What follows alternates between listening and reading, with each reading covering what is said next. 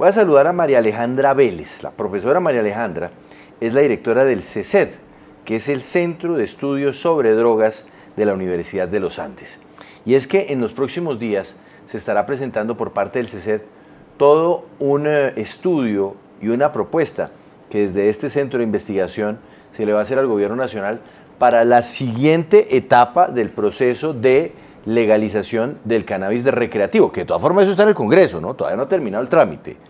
Pero usted sabe, Paola, que si eso se legaliza, pues luego viene una misión, ¿no? Y es poner a andar un negocio, ¿no? Y reglamentarlo, pero mire, por ejemplo, lo que pasa con el cannabis medicinal, y es que hay un exceso de regulación, Juan Pablo. Entonces, sacan normas nuevas, hay muchas entidades que están de manera transversal trabajando con el tema, pero no ha salido a flote esta industria porque pues ha sido muy complicado. En el caso del cannabis recreativo pasaría lo mismo. Sería más fácil porque se podría comercializar de manera más fácil la droga. Vamos a ver qué es lo que propone la academia, ¿no? ¿Cuáles son las propuestas para poner en marcha este proceso? Para ir más allá, por supuesto, de la propuesta que está en el Congreso de la República, sino ya empezar a pensar en la puesta en marcha de algo que podría ser un gran negocio, como ya lo es en otros lugares del mundo. Por ejemplo, en el estado de California, en los Estados Unidos, por poner un ejemplo. Porque hay países en donde además pues, este consumo y este tipo de comercio ya está legalizado. Profesora María Alejandra Vélez, bienvenida a Sigue la W, muy buenas tardes. Buenas tardes y muchas gracias por la invitación. Bueno, profesora, este estudio del CESED o estas propuestas que desde el Centro de Estudios sobre Seguridad y Drogas van a presentar ya en un par de días, buscan servirle como de brújula o de mapa de ruta al gobierno nacional en ese camino que es la siguiente etapa a la aprobación de la marihuana recreativa. Ustedes quieren ayudarle al Estado a poner a andar la que puede ser una muy interesante máquina pues para generar recursos, para también cobrar impuestos y también para que algunos formalicen lo que hoy todos sabemos que existe, pero en el mundo de lo ilegal.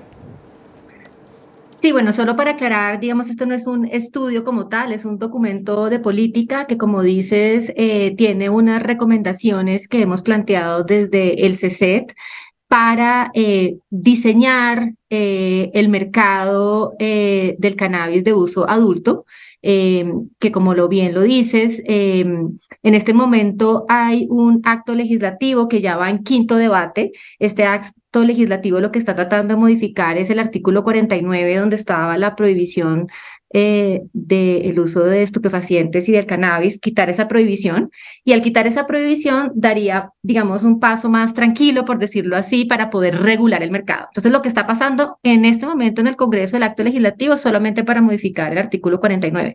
Pero una vez eso suceda, el siguiente paso es, hay también ya unos nuevos proyectos de ley que discuten eso, cómo regular ese mercado, es decir, cómo, dónde, cuándo, cómo se va a poder comercializar esta sustancia.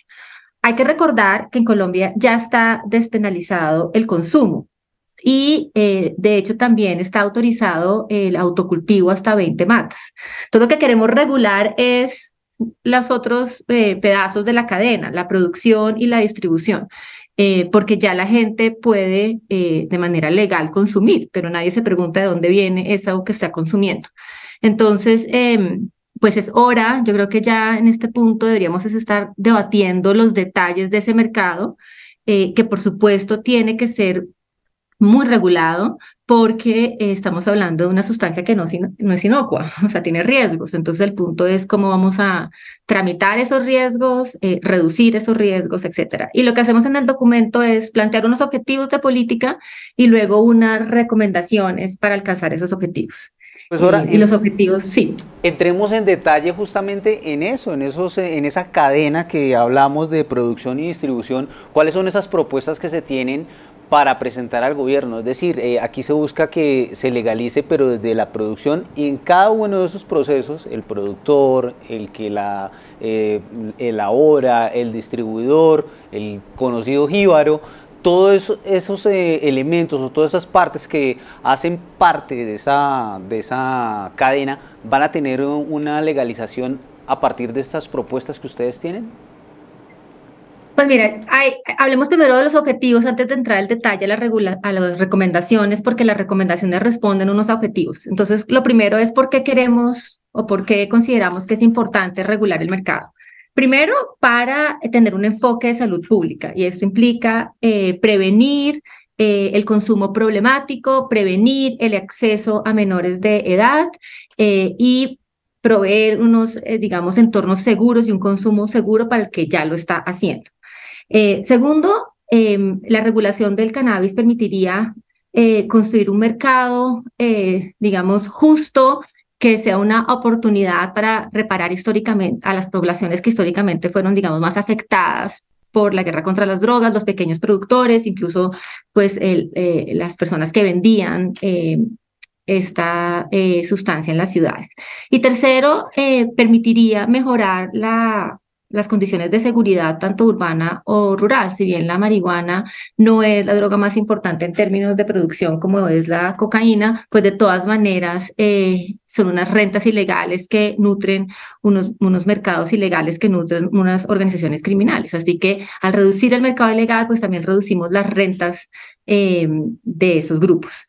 Entonces, a partir de esos objetivos hemos diseñado una serie de recomendaciones. Le doy algunas porque son muchísimas y acá no les voy a contar todas. Pero, por ejemplo, para el tema de salud pública, es muy importante prevenir el acceso a los menores de edad y esto implica que donde se decida vender esto tiene que tener unas sanciones importantes si no cumplen con verificar la mayoría de edad. Hay que diseñar estrategias pedagógicas y de educación sobre los riesgos asociados al consumo. Digamos, una preocupación que tiene la gente es que se disminuye la percepción de riesgo cuando una sustancia es legal. Entonces, es necesario tener unas campañas de información, de educación que muestren los riesgos asociados al consumo. Se tiene que prohibir el mercadeo y la promoción del consumo. Tiene que haber una reglamentación, por ejemplo, sobre los etiquetados. En estos etiquetados no pueden ser, por ejemplo, llamativos ni vistosos para los niños, pero tiene que tener la información sobre las concentraciones. ¿Qué otros pueden ser interesantes para discutir acá? A ver, profesora. En temas del mercado. A ver, sí. Profesora, yo quiero que entremos, por ejemplo, en esto de mercado, pero arranquemos por lo que hay hoy y sobre todo si dentro de esto que ustedes plantean como propuestas dentro de este documento hay algo. Usted ya lo mencionaba, hay una red que se dedica a comercializar esto, o sea, eso es innegable. Hablar hoy de que existe gente que fuma marihuana pero que la compra porque le aparece debajo de la puerta de la casa, pues es absolutamente, pues no sé, es negar la realidad, es cándido. Pero ¿qué se va a hacer con estas personas? Porque sin duda de ese mercado ilegal, de esas personas que van y venden por la calle o que la ofrecen, no sé, a través de las redes, de WhatsApp, en fin, tiene que pasar algo. ¿Ellos están incluidos o se ha pensado qué va a pasar con quienes hoy viven de un comercio ilegal y que de repente en el momento en donde esto se legalizara, pues se quedarían sin un sustento y por ende otra vez en la calle? No, de acuerdo. Nosotros en las recomendaciones que hemos planteado es que este nuevo mercado tiene que tener, digamos, unas condiciones de justicia social y de reparación histórica de, digamos, la afectación de la guerra contra las drogas. ¿Eso qué significa? Por ejemplo, que tenemos que hablar de priorizar las licencias de producción a aquellos pequeños productores o aquellos, sí, pequeños, medianos productores, porque no se trata de sacarlos del mercado, por lo contrario, se trata que esos productores que hoy producen y distribuyen la marihuana ilegal, ahora forman parte del mercado. Si nosotros hacemos un mercado legal excluyendo a los que ya tenían el mercado o ya abastecían el mercado, pues no hicimos nada en términos de reducir el mercado ilegal. Luego, esta regulación debe, por ejemplo, registrar a los cultivadores, a los productores y priorizar las licencias en esos pequeños productores. Yo creo que eso es muy importante y hay un temor que ocurra lo que ocurrió con el cannabis medicinal y es que los antiguos productores quedaron por fuera del mercado. Yo creo que eso no puede volver a ocurrir porque aquí de lo que se trata es de incluir a esos pequeños productores. Y lo mismo habrá que hacer con quienes lo distribuyen. O sea, queremos que los que hoy están en la ilegalidad se pasen a la legalidad. Si no, no hicimos nada por disminuir el mercado ilegal. Entonces, hay que identificar y delimitar los grupos poblacionales afectados y que deberían ser parte de este nuevo mercado. Y eso implica, además, caracterizar el mercado, que hoy es muy confuso. Digamos, sabemos que hay una importante producción en el norte del Cauca, sabemos que hay una producción en autocultivos urbanos, pero tenemos que mapear, y eso todavía es muy desconocido, quiénes son los que hacen la distribución, etcétera, y esos tienen que ser parte de ese nuevo mercado, porque de lo contrario no hicimos nada en reducir el mercado.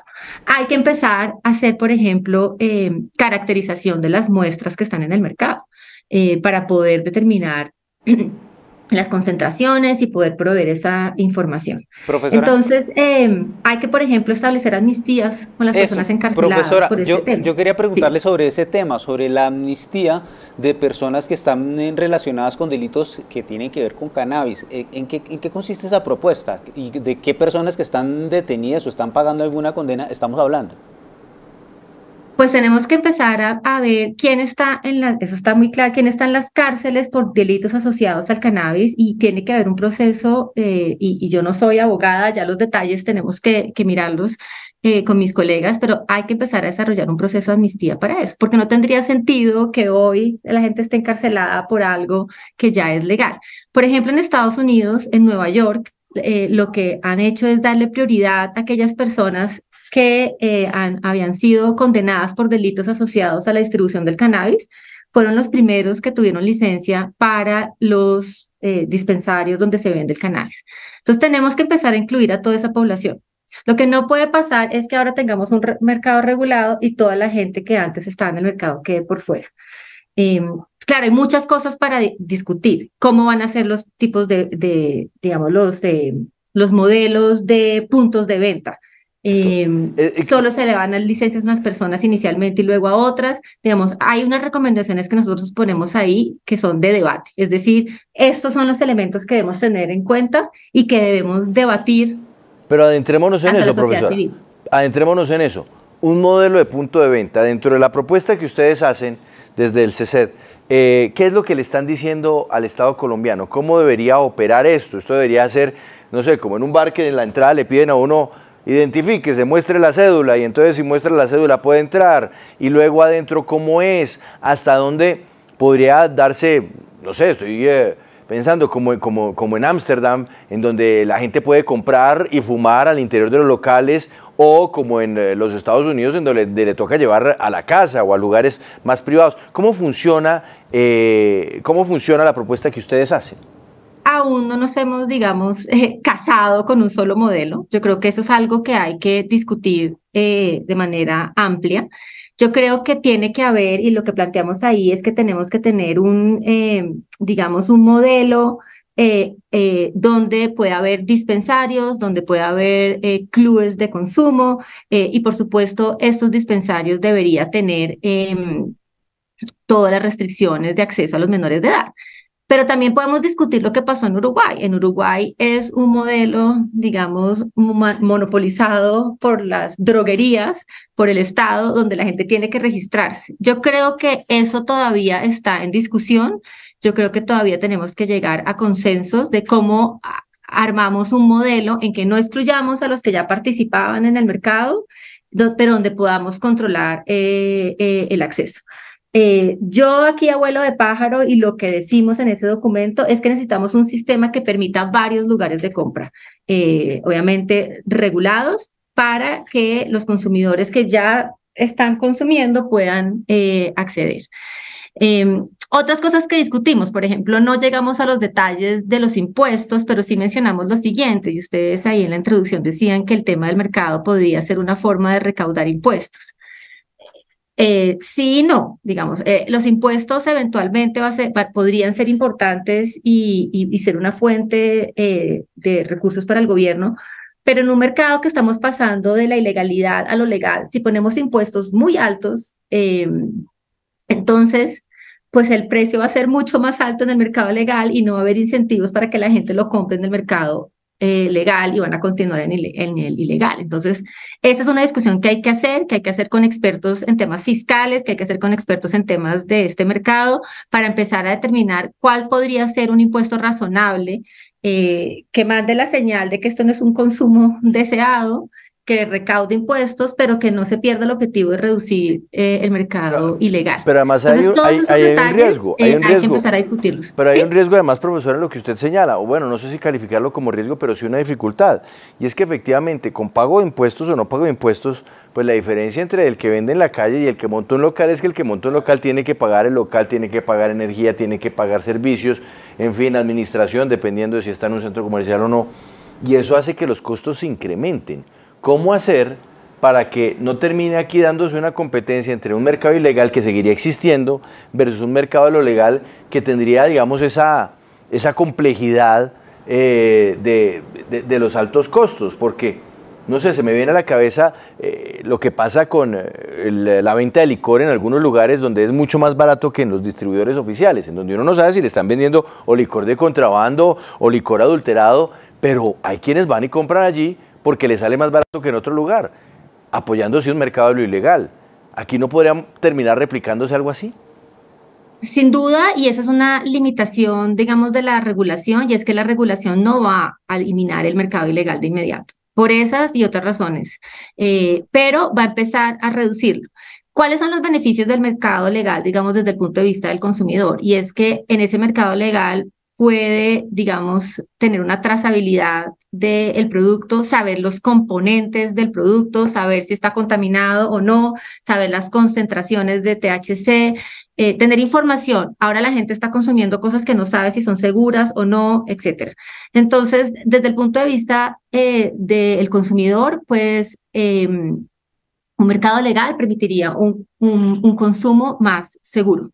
Sin embargo, por las razones que usted menciona, y además si le metemos impuestos, pues seguramente el mercado legal va a ser más costoso que el mercado ilegal. Y eso es un reto en la transición.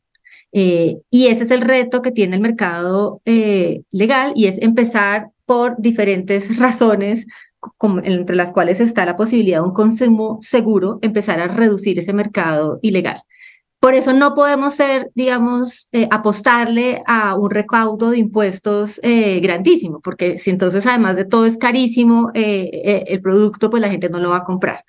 Pero hay unas ventajas para el consumidor, y es saber exactamente qué está consumiendo, que ahora no lo sabe, y es un riesgo que están asumiendo. Entonces, el mercado legal le permite saber de dónde viene el producto y saber exactamente qué contiene, que ahora pues está completamente en la incertidumbre. Profesora, Pero por supuesto, el mercado ilegal, si regulamos mañana, no se va a reducir. No se va a eliminar, perdón, no se va a eliminar, se va a reducir, pero no se va a eliminar por completo, y eso va a ser un periodo de transición. Pero así empezó el alcohol cuando era antes ilegal y pasó a la legalidad, hasta que por fin logramos un punto en que hay más alcohol legal que ilegal. Y eso es lo que le tenemos que apostar. Es un periodo de transición largo, pero lo cierto es que el mercado ilegal, como lo conocemos hoy, pues no está cumpliendo ningún objetivo, ni reduce la oferta, ni reduce el consumo, y sí genera una cantidad de costos, sí. ¿no? Profesora, dentro de esta cadena también de producción, ¿cuál es la propuesta para sacar de la ilegalidad a quienes cultivan en zonas de conflicto? Yo creo que ahí debería ser, digamos, la prioridad de darle licencias a esos productores. Yo creo que hay que dar una discusión de quién debería entrar primero al mercado, y si se quiere comenzar por unos pilotos, debería ser allí, por ejemplo, en el norte del Cauca, donde hay unos productores que históricamente han abastecido el mercado, digamos, nacional. Y eso implica además también hacer un acompañamiento técnico a esos productores, porque, por ejemplo, hay que empezar a caracterizar esas sustancias, si esas sustancias, cuál es su composición, si no están contaminadas, etcétera. Entonces, no es simplemente dar la licencia y ya. Yo creo que toca hacer un proceso de acompañamiento técnico, hay que hacer alianzas público-privadas para facilitar las pruebas de esos productos, etcétera. Pero eso se va a solucionar con las licencias, y es a quién le dan las licencias de producción, y por eso esa discusión es muy importante, es si vamos a priorizar o no esas licencias a la población que históricamente estaba haciendo esa producción. Nuestra propuesta desde el CECET es que sí, que debe haber digamos, un mercado justo, y además también con criterios de sostenibilidad ambiental, que eso también lo permitiría hacer la regulación.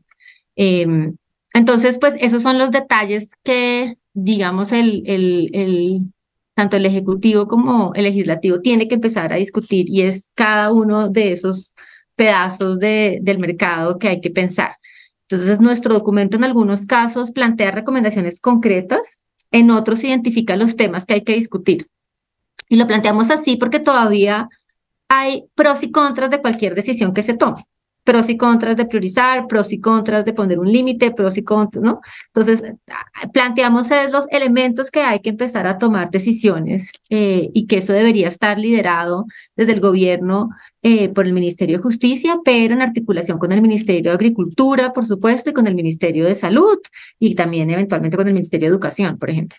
Dice Fanur Andrés Mera, hay que hablar claro, consumo recreativo no es beneficioso ni obligatorio. Los esfuerzos deben concentrarse en prevención y atención. Dice José Mauricio Arbeláez Torres, entonces ahora que prohibimos el alcohol también, le está respondiendo alguien más en el chat, también provoca daños a la salud y adicción. Y escribe también a través de nuestro chat en YouTube Live, Jacu José, yo me pondría a sembrar marihuana, me hago rico con esa mano de viciosos que hay en Bogotá. Bueno, pero también escribe al respecto, encuentro licitaciones, conseguir hierba ahora no es agradable, que existe un punto regulado y fijo cerca del consumidor recreativo, pues puede funcionar. Sí, Juan Pablo, yo quisiera preguntarle a la directora, usted hablaba de, por ejemplo, del norte del Cauca, ¿en qué otras regiones ustedes recomiendan empezar ese piloto y enmarcar ahí la regulación? Nuestra propuesta es que debería empezar, yo creo, por el norte del Cauca. También hay producción en Bogotá y en otras zonas del país, pero yo creo que hay que empezarse a pensar un piloto donde se registra la mayor cantidad de producción y es allí, según los datos de incautaciones y según las investigaciones que se han hecho. Es que, entre otras, un problema que tenemos por el mercado ilegal es que, a diferencia del mercado de la coca, no tenemos idea, no hay registro nacional georreferenciado de dónde están los cultivos. Hay que empezar por hacer un censo, que no hay. Y eso es parte de la política pública para poder diseñar el mercado. Ahora, si me permiten contestar un poquito al debate de los chats. Adelante, profesora. No, que yo creo que la comparación no es mercado regulado versus un mundo sin consumo. O sea, eso no existe. Hoy tenemos un consumo y el punto es si ese consumo, los riesgos asociados a ese consumo los va a gestionar el Estado o se los vamos a dejar al mercado ilegal. La comparación no es un mercado regulado versus un mercado o un mundo sin consumo, eso no existe. Entonces, hoy hay un consumo amplio, como les decía al inicio, en el mundo es como de 200 millones de personas. En Colombia los datos no son tan buenos, pero básicamente estamos hablando de que el 2% de la población alguna vez ha fumado. Entonces, es un mercado que ya existe y el punto es si lo vamos a regular. Y además es un consumo que ya está despenalizado. O sea, acá la discusión no es si es riesgoso o no, claro que es riesgoso, sino cómo vamos a gestionar esos riesgos y si lo podemos hacer mejor desde la legalidad. Esa es como la discusión que plantea regular la marihuana. ¿Presentar ustedes este documento de política, lo van a llevar al gobierno para que, no sé, de pronto a la ministra de Salud, al ministro de Comercio? Es que esto tiene tantas instancias que además tiene que mirarse como desde una perspectiva holística. ¿Esto con quién lo van a compartir?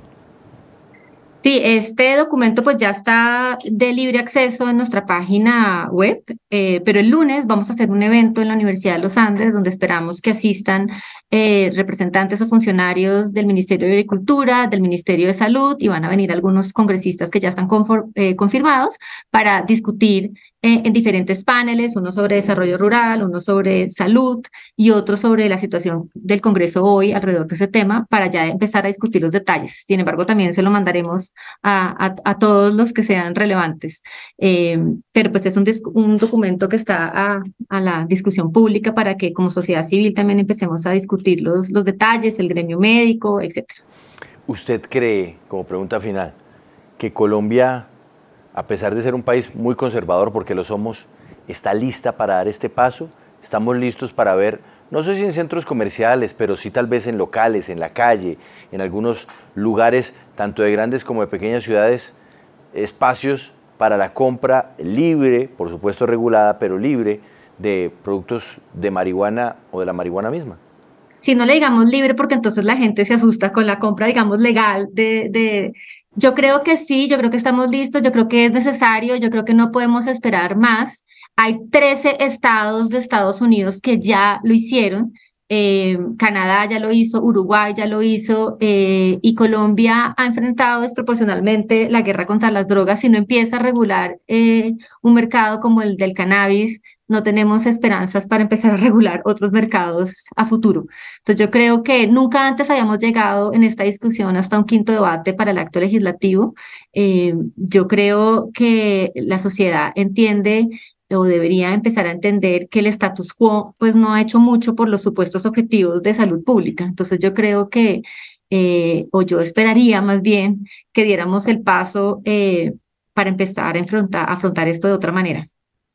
Y no hay un riesgo, y el riesgo pues existe en todas partes y bajo todas las circunstancias, pero no hay un riesgo de que entonces pueda convertirse Colombia en el paraíso del turismo de la marihuana, como para muchos lo puede ser la ciudad de Ámsterdam en Holanda, o esto en realidad es tratar de buscarle problemas a algo que en realidad no tendría por qué generarlos. Yo no creo, si ya las 15 ciudades, no sé, 13, 15 estados de Estados Unidos ya lo hacen de manera legal, hay muchas ciudades del mundo donde ya es legal consumir. Colombia ya no es importante para la producción de marihuana en el mundo. O sea, nosotros hace rato, desde el boom de marihuana en los 60s y los 70s, dejamos de ser importantes. Ya cada país produce, y Estados Unidos, que es el mayor consumidor, también produce su propia marihuana. O sea, ya nosotros no somos importantes en eso. Digamos, no somos relevantes en ese mercado en el mundo para nada. Bien. Profesora, profesora María Alejandra Vélez, directora del CECED, del Centro de Estudios sobre las Drogas en la Universidad de los Andes, muchas gracias por estar con nosotros en Sigue la W, y qué bueno que se puedan producir este tipo de documentos que ayudan a avanzar en algo en lo que poco a poco vamos dando pasos, pero esto anticipa el siguiente paso. Una buena tarde. Muchísimas gracias.